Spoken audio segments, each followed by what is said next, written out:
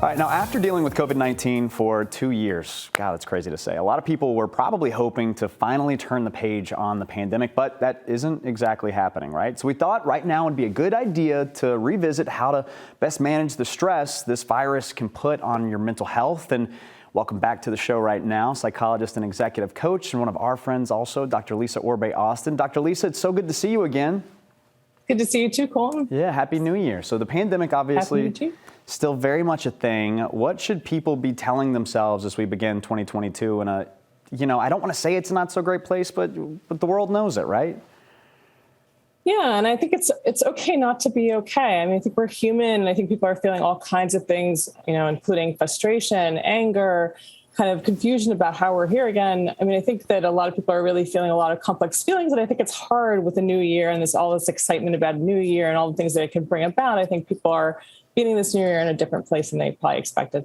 Yeah, definitely. What's so funny is I was talking to some of my friends and they were all sort of down as we go into this new year. And I was just sort of saying, we got through the last 2 years. So let's just stop for a second, put that into perspective and look at 2022 square in the face and say, okay, we can do this. We got this. It might be, there are going to be some highs and some lows, but that's with anything, right? Yeah, I mean, I think it's a great point because I think, it's really important to recognize you got through those 2 years and they may have been bumpy, they may have been difficult, they may be painful, but you have skills from those 2 years that you can use moving into 2022 that can help make it an easier year. So I think it is a good reminder that we have skills that we've acquired over these years that can be useful to us. Yeah, that's a great point. So, all right, so we're seeing, people start to withdraw from social gatherings again, and this can really be discouraging for people who thrive on social interaction, but it can also have a negative impact on our brain too, right?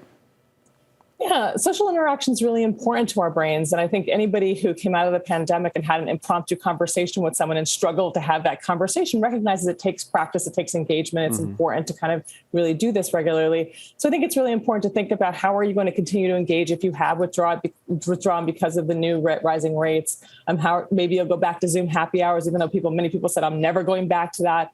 Really rethink sort of how you're getting your social engagement and your connection in during the week. I think it's really important. Yeah. So let's dive into some tips right now. What can we do to reduce stress? And also you have some tips too to sharpen our memory skills, right?